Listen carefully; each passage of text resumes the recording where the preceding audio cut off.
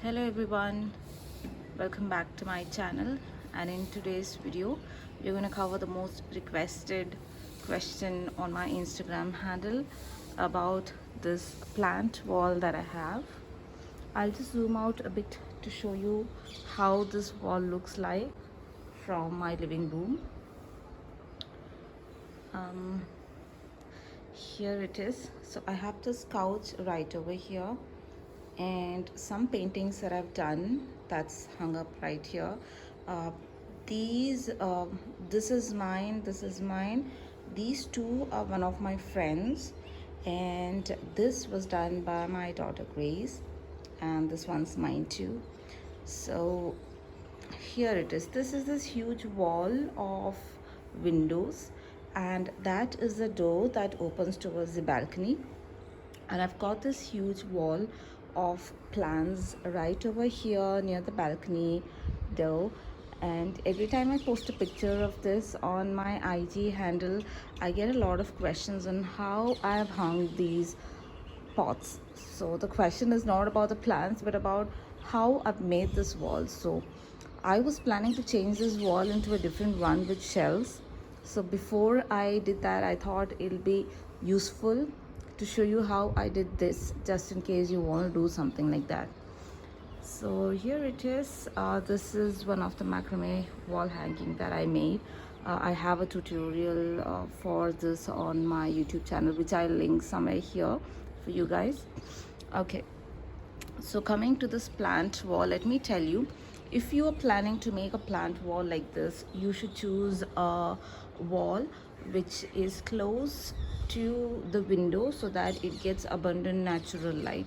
If you have a similar plant wall somewhere here, all the plants are just gonna die after some time, droopy, leggy and everything. So it's better to have something just near to the window or a balcony door from where you'll get abundant light but not direct sunlight, which might burn the plants.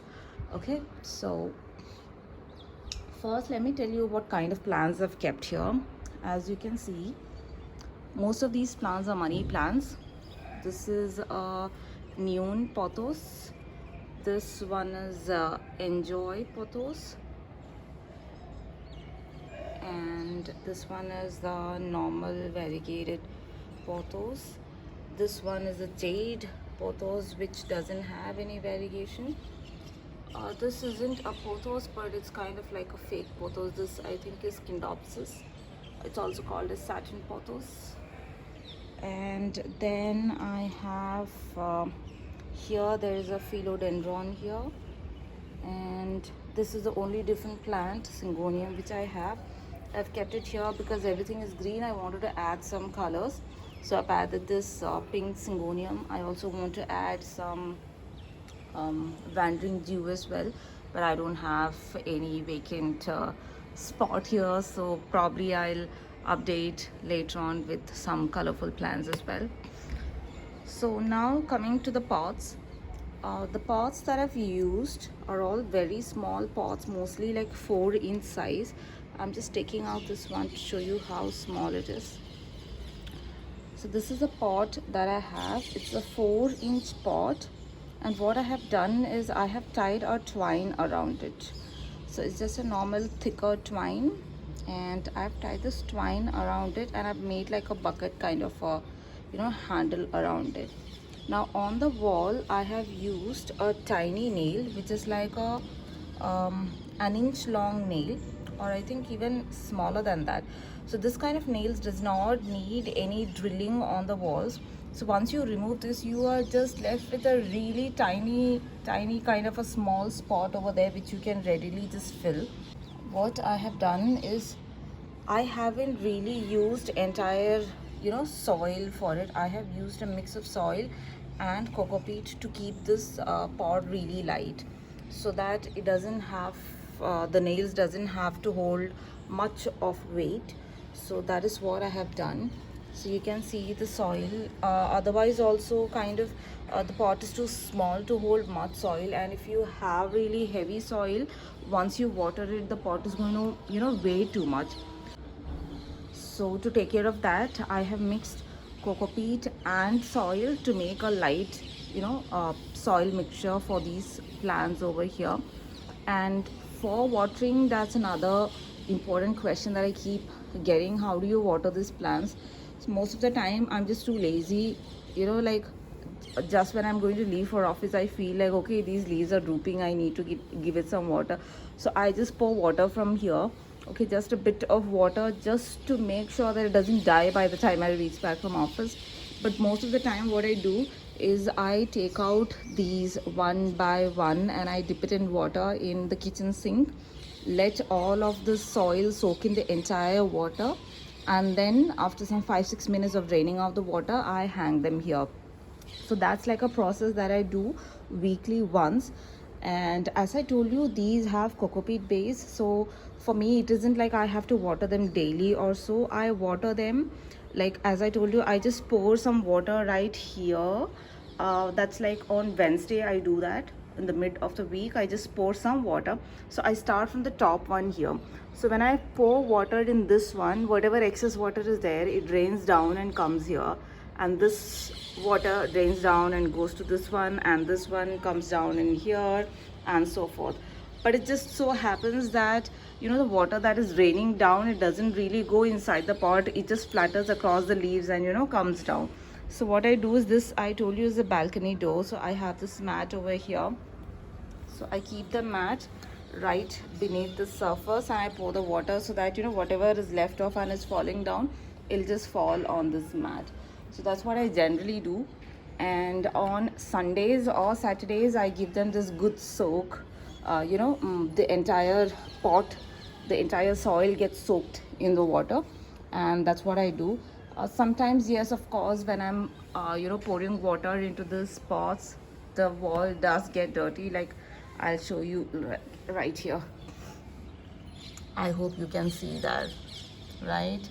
Yeah, it does get dirty, but you can just clean it up. So unfortunate conditions do happen, but that happens when you have freshly potted this one, because when you have a really old plant like these, most of these plants have been potted since a really long time. It's been almost like 6-7 months that these plants are in these pots.